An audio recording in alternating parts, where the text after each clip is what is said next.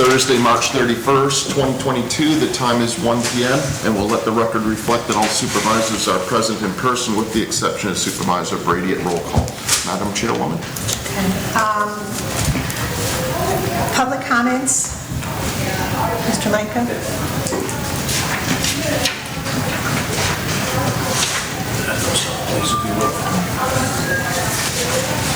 Good afternoon. My name is Joe Micah. I live on Braxfield Loop. First, I'd like to thank the board for the dedication that each of you present to our community. Certainly your work and effort is greatly appreciated, and again, thank you. Regarding the purchase of the building that houses both our pro shop and Duffy's, first I want to commend the work that's done to ensure the long-term benefit to our community. In my opinion, making this investment, owning the property and having control of its use in the future, further enhances the value of our community. Realizing there have been many discussions held during the past meetings as well as information disseminated during these past meetings, unfortunately I was unable to attend these meetings. I thank Eileen for her sincere dedication to this project as well as her response to some past questions that I had submitted. Although I have personally watched these videos, I asked the board to take a few minutes to respond to these questions below. I'm sure many of these questions have already been asked. However, I would like some clarification on some of them, and maybe these responses could be used to help clarify should anybody else in the community have such similar questions.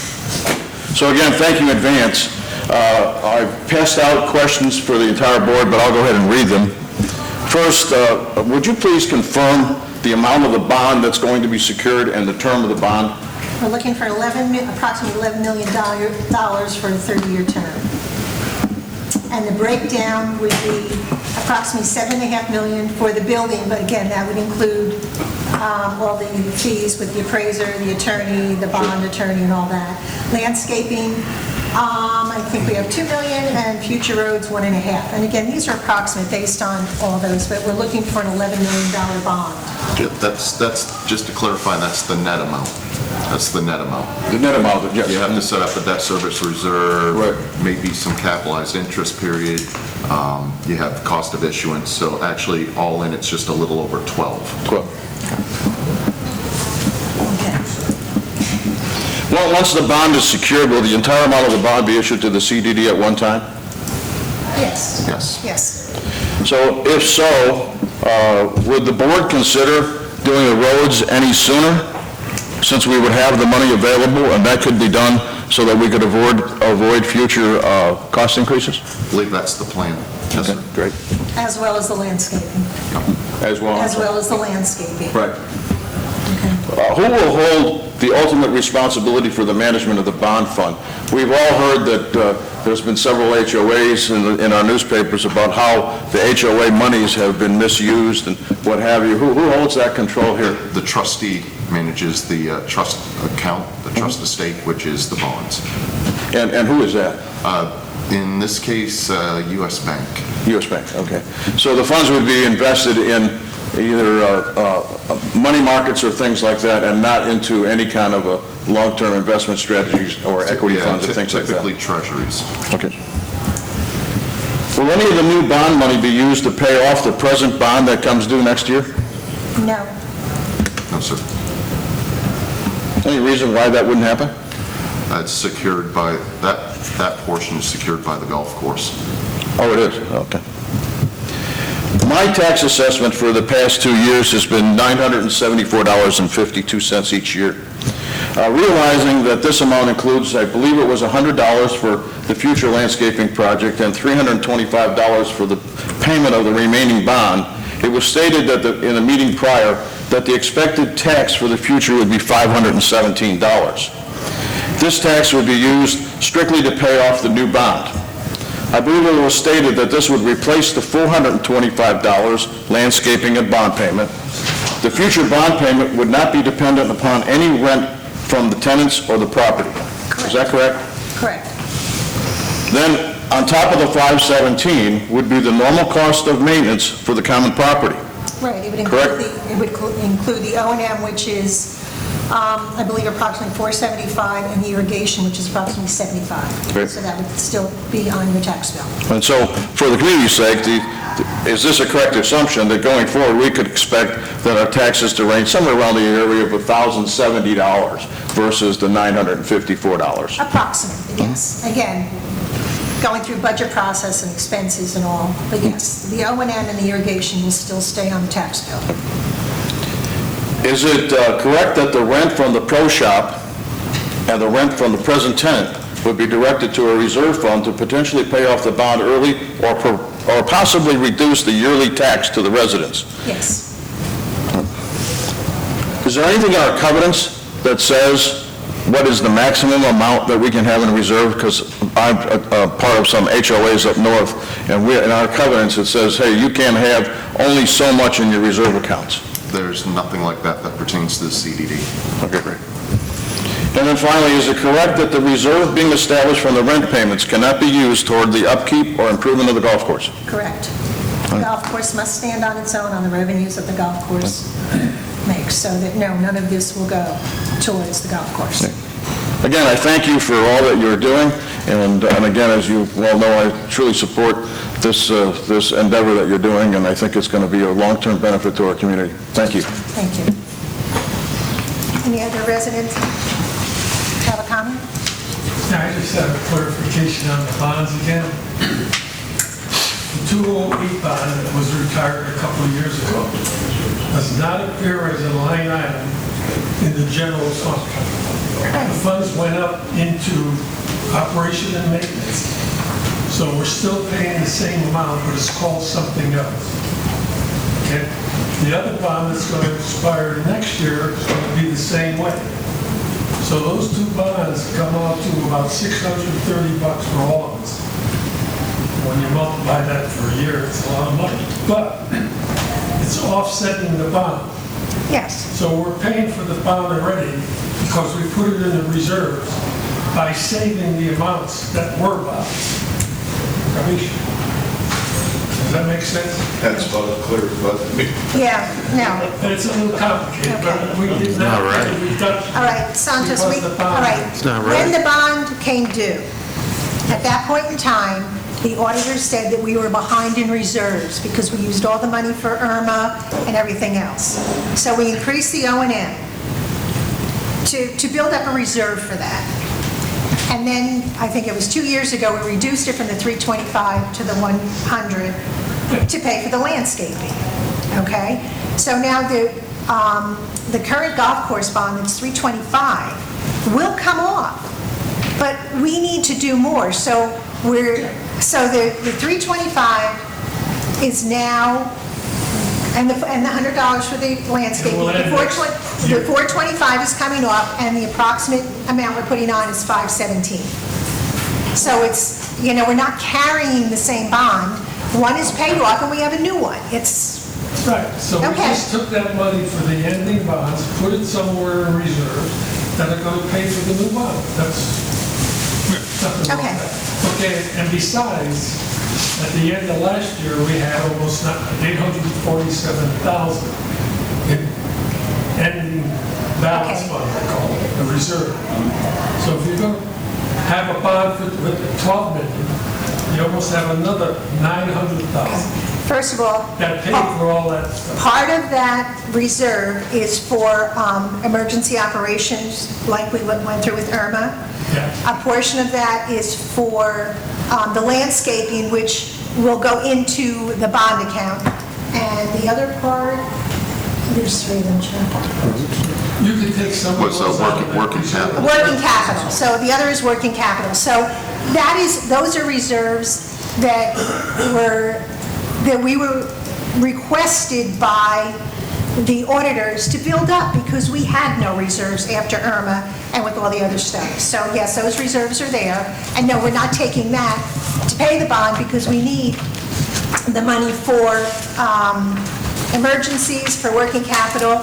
The part for the landscaping will go That's all towards part that. of the 847 Yes. we already put aside for that.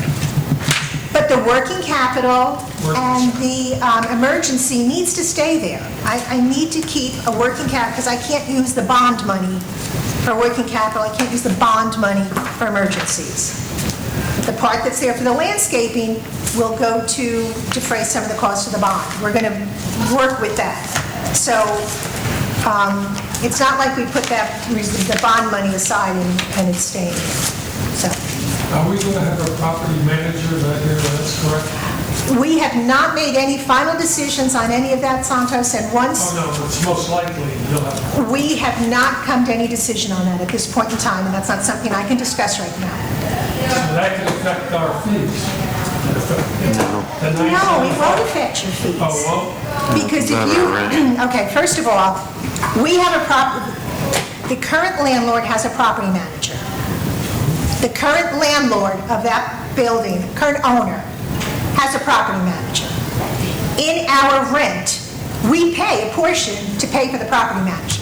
So it wouldn't come on the residents, it would be on the tenants. I thought the rent was to pay for the bond No. fee, or you're going to put it in reserve?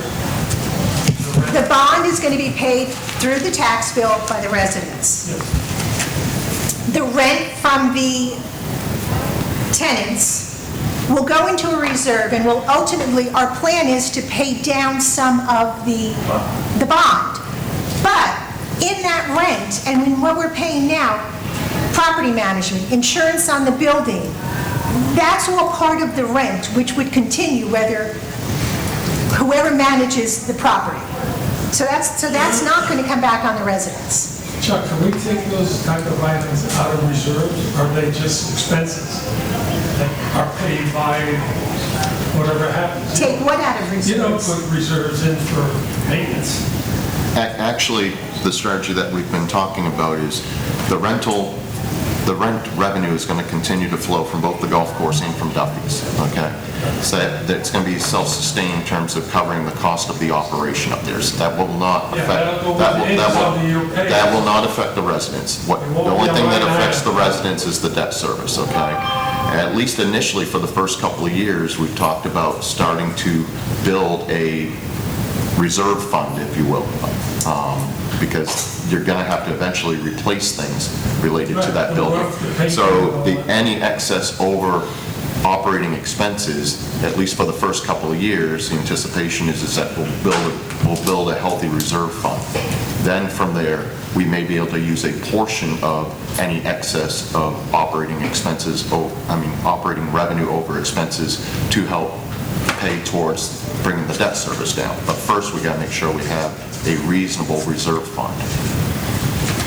So you're going to identify as much as you can to see what it actually will be, and all the rest will fall into unforeseen circumstances. We'll probably do a reserve study to identify all the things that need to be reserved for, what our targets are in terms of the schedule and the amounts, and make sure that we have hedged a decent amount of money towards that initially, and then we'll budget that as part of the operating expenses going forward.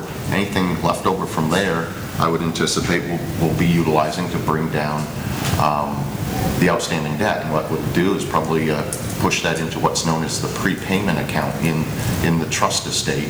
And each time that we make a payment, there'll be some funds there that were overage from the operation of the facility that will help to bring that down. What that will do as an effect to you all as residents is it reduces the overall principal outstanding, so it will reduce your payments over time. Okay? Okay, whether it's committed or assigned, the board can change any one of those anytime they want, according to what I read in the audit report. They have some latitude for sure. There's going to be language in the trust indenture, the supplemental trust indenture, which is, it's the document that basically manages the bond issue and that bondholders rely upon for us to follow. There may be some language in there that they won't have some latitude in, but they'll have a little bit of latitude. You'll always have the latitude to pay it off sooner. Oh, always. Always, yes. Explain. What you can't do is turn around and refinance it within the first 10 years to get a better rate. So there's generally what we call a no-call provision in there. It's usually 10 years. So you get to the 10th year, then you can be looking at refinancing if the market rates are favorable. But outside of that, yeah. I are we looking possibly at a 15-year bond rather than a 30? Because I think we could meet Right now, 3%. we're looking at a 30. Just, That means you're going to have a lot of excess. gonna have what? A lot of excess in the unknown category, because the bond at 15 years at 3%, this is a normal, like a mortgage bond. I don't know about the bonds you get. It was like $500 Actually, per resident right now, versus the 16 we were paying. actually, what the underwriter was looking at is a 30 that's around 3. And that's before he gets it credit rated. He believes we can get this one credit rated. So if you can get a B+ or an A- credit rating, that will improve that rate even more. Yeah, one other aspect of it is we always recommend a validation of the borrowing for 30 years. Then when you go to the market, you can do a 20-year financing, 25 or 30. So the key issue is you don't want to go to the courts twice and spend money twice. So we always recommend a 30-year validation, borrowing validation. Yeah, all I'm saying is that if you go with 30 years, you're paying, say, $200 per resident, when we were paying $630 for the 2 bonds that expired. So we're going to have some money left over to whatever you want.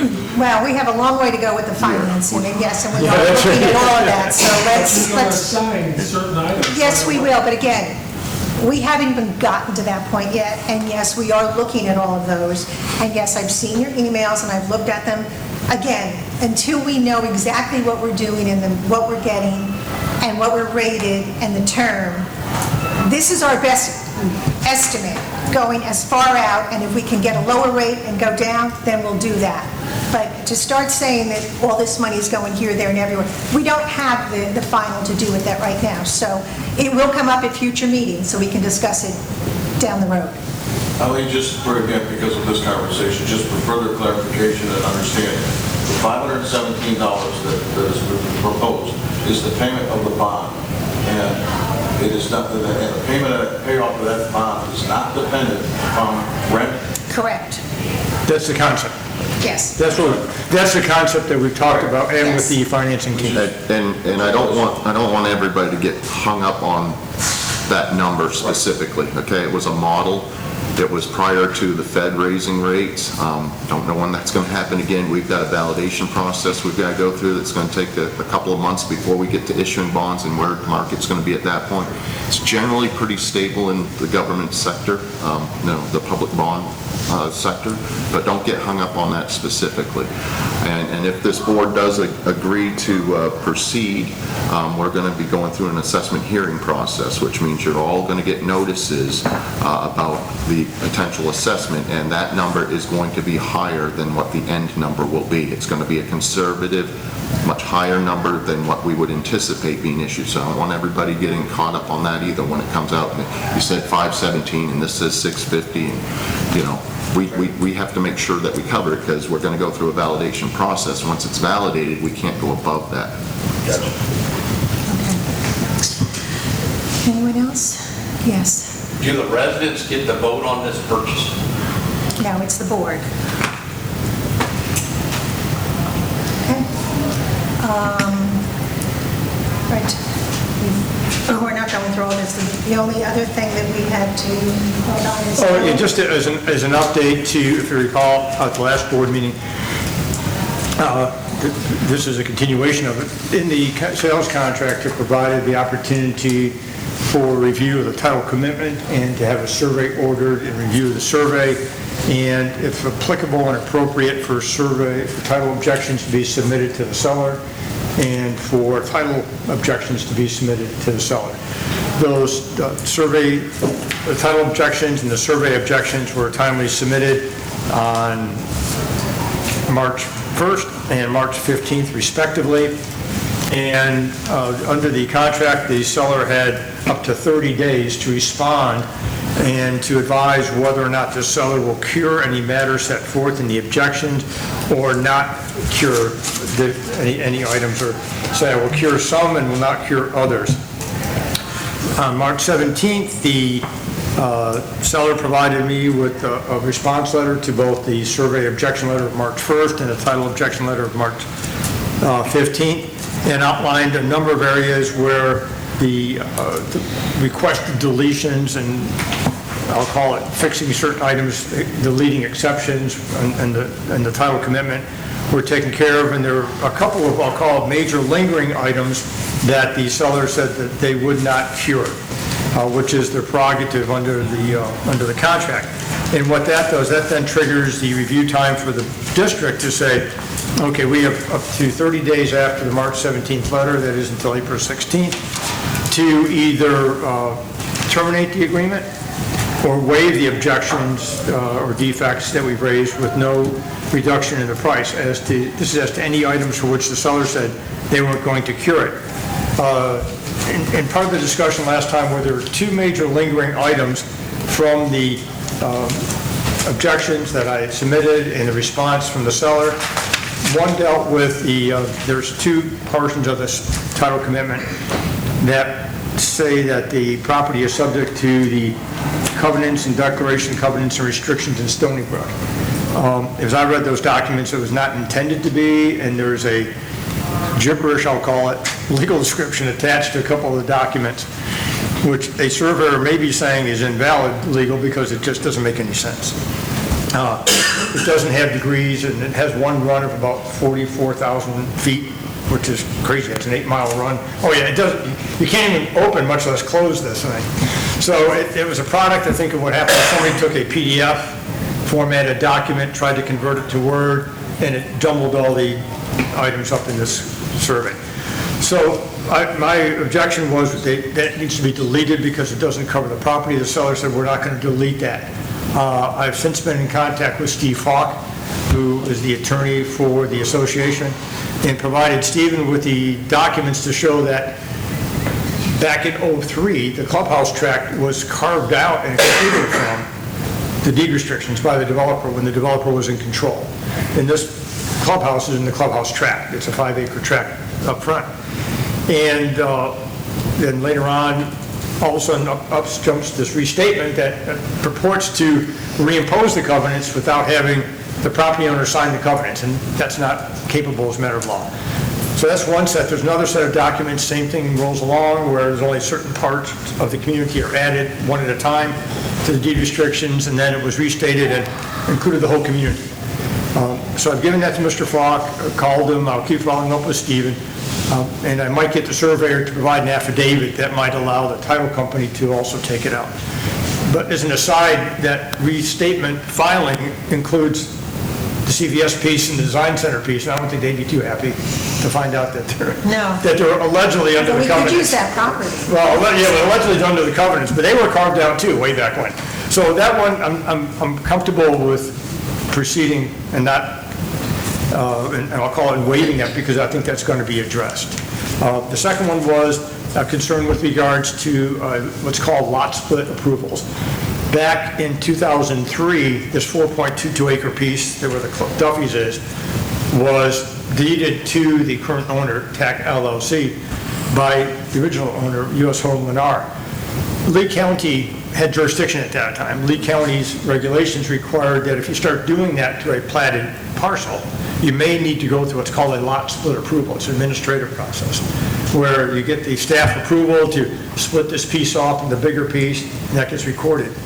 Then in '06, the sign piece was deeded to the district. In '07, the putting green piece was deeded to the district, and I can't recall what year where the cart barn is, that piece was deeded to the district along with the golf course. So we have all these pieces of the puzzle that are split. And my concern was, I also do land use practice, my concern was we didn't want the village coming back and saying, aha, it's an illegal lot, and you can't expand, do anything else. So we worked with the seller on this, talked with them, drafted what's called a zoning verification letter to the village of Estero. They quickly jumped on it. I really appreciate Kathy Eastley and Mary Gibbs, the Community Development Director, and Jim Hart for assisting us on this. Mary Gibbs used to be Community Development Director in Lee County way back when, so she understands this process. So we have a favorable zoning verification letter that said the setbacks are fine where the building is from all the required yards, that it complies with we also received zoning verification that the current use is valid still. There was a use verification back in '07, and that the village is not concerned about a lot split approval because the district, once acquiring it, will recombine it. In other words, the concept is when the district gets this 4.22 acre piece, the district will go to the property appraiser's office and say, Mr. Property Appraiser, please put together these 4 pieces into the clubhouse tract. And we'll then get a that- new strap number. They'll get a new strap number, it'll include the putting green, the sign piece, the cart barn as part of the clubhouse tract. And Mary Gibbs sent me a follow-up email saying it's not required, but it's suggested, and we recommend that that would occur. So long story is, from the standpoint, and we have the favorable property condition report and the environmental assessment phase 1. So those 3 items, I'm comfortable with not worrying about anymore in the due diligence.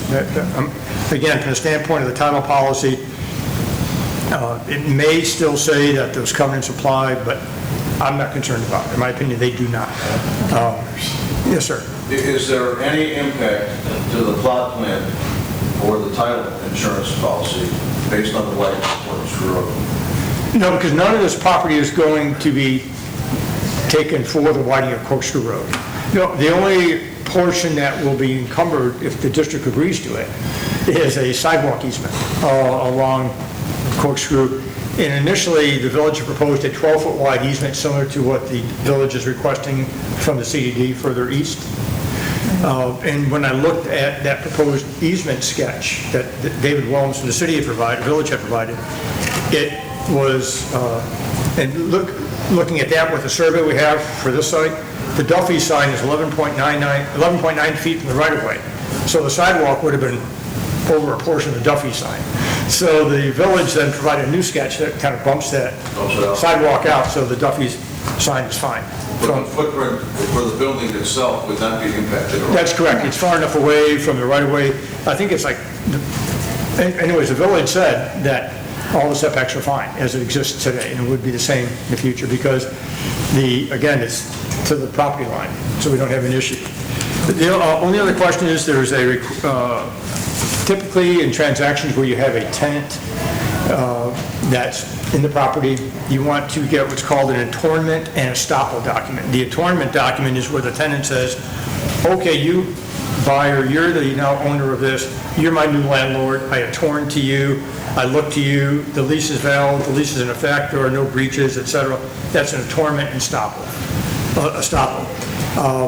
We don't have a document like that now, but that's the only document that I think we would be need to wrap up the due diligence. Otherwise, from the standpoint of the legal perspective, in my opinion, the survey items are addressed, the title issues are addressed, or will be addressed at closing. And the only item is we want to make sure we have a statement from the tenant that the lease is enforced, in effect, no set-offs, no breaches, no defaults, and those typical kind of estoppel items. Tony? Yes, sir. Tony. Yes, sir. Call me Anthony, that's my partner, then I know I'm in trouble, too. Currently, the restaurant and the lot are one item, and they own it. Can we, when we redo the technical stuff, can we sell the restaurant only and the golf course owns the parking lot with the same, they can use it just like, so we'll never own the parking lot for the golf course. Okay. Can we change that now? Why would you want to do that? Because I think the golf course should own its own parking lot. We will. Okay, we will own the parking lot. We will own You're the right. entire property. Right, and that was one of the selling points, that was one of the, One at a time. You only want to put the restaurant, not the lot. Okay, first of all, I don't think that we would, you're not selling a restaurant, it's the building we own in the property. and the property. So, Which includes the lot. which includes our whole parcel, the parking lot, and the building. So we would not sell the restaurant, it would be the building. And why would we sell the building? Because that's what we're trying to protect the community from, because if we sell the building, we're in the same boat we have. Now, but 20 years from now. Well, you know what? we'll have a report. Well, and maybe at that Let's point, protect ourselves now. Well, if I could answer from a legal Thank you. perspective. going back to the zoning verification letter from the village, one of the positive aspects that the village saw was that this property and its building and its improvements and the way it functions would be back to the community in a sense, because you have the golf courses right next door. That's the golf course tract, and that abuts the southern portion of this clubhouse tract. And so that's one important consideration from the village. If down the road, a future board wants to, for some reason, sell off a piece of this, that board may need, I can't tell you what the regulations are going to, I don't like hypotheticals. And I can't tell you what the regulations will be 1 year from now, 6 months from now, much less 10 years from now. And what the village might have in the way of a regulatory scheme when you try to carve up a piece and then sell it off, and what the requirements might be. I can't tell you what that's going to be.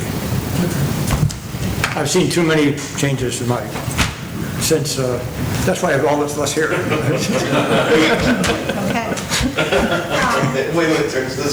Well, yeah, whatever's left. My attitude, I don't care what color it is. Whatever's there is okay, you know? You don't look older than 30. Well, yeah, 30 plus, what? So Tony, in your opinion, we can make a motion today to proceed with the purchase? I'd say proceed with the purchase and subject to, you know, this item, discussion item with regards to getting an estoppel letter before the due diligence period is over. Otherwise, I think all the other due diligence items, in my opinion, are taken care of and have been addressed. Okay, I would like to make a motion to proceed with the purchase of the property with the caveat that we get the estoppel and the atonement letter prior to the end of due diligence. Or just really the estoppel. The estoppel. That's the key. I just wanted to see the estoppel. estoppel, Yeah, okay. because that's important. And in a closing, we'll get the atonement, the final atonement estoppel. I want to know before we have waive due estoppel. diligence that there's nothing lurking out there. I don't want to get to the closing table and say, oops. Okay, Thank you, I'm sorry. that's okay. So that's my, Second. all those in favor? Aye. Opposed? Okay. We're buying a building. Thank you. Chuck, will you be able to proceed with the bond without the technical, will they? Well, we're going to circle up post haste with the property owner because we need some extensions on the originally set contract closing date. So there's been discussions either going with a ban, which is a bond anticipation note, which is a much shorter window, or allowing us to go all the way to bond, and that would save us about $150,000 in overhead costs and not doing it in a two-step You don't have process. any date possibly? I do not at this point. We got to circle up with TAC in the next day or two and discuss an appropriate extension. If he'll give us... Once you get a bond, when would you think we start paying for it? The timing of this would be in your upcoming budget for 2023, starting October 1. Start that early? Yes, sir. Well, they, Not any expensive, I mean, Well, the alternative to that is adding a capitalized interest period, which I'm not so sure we need. I mean, most of the proceeds are going to be used to purchase that building, and then we've got a couple of million for paving, repaving the roads, and then a million in there for the landscaping project, and then we have a contingency factor, and then, of course, the cost of issuing the bond is in there. That's how we get up to the 12, netting out 11 million, so, so it's 223? yep. And we'll have a line on the general, well, Series 223? they're, You'll have a separate fund. You'll have a separate fund, yes, sir. okay. With no other discussions, do we have? I think we covered everything else, so Okay. consider adjournment. I think she already gaveled us. No, she just I just okay. purchased the closing building. that particular thing. Okay, just 1 second. So Chuck, with these changes, when do you think the anticipated closing will be? I've been hearing April 15th, and it's obviously the date that needs some modification. The original, our original discussions were having us close no later than July 29th. So that's in time for this to be included in our budget for the upcoming year. And is that July 29th, is that agreed with the? Well, we're going to discuss with Not TAP, in concrete yet. not in concrete yet. But that's the number that I had asked for originally. We've seen a couple more weeks of delay here, so I've got to look at the schedule with the underwriter and the finance team, and if we're going to do a bond, does that still hold? The biggest unknown, because we could certainly do it from the finance team perspective, is how much time you're going to spend getting validated. And so much of that is around the docket schedule and when we can, the earliest we can get ourselves on the docket.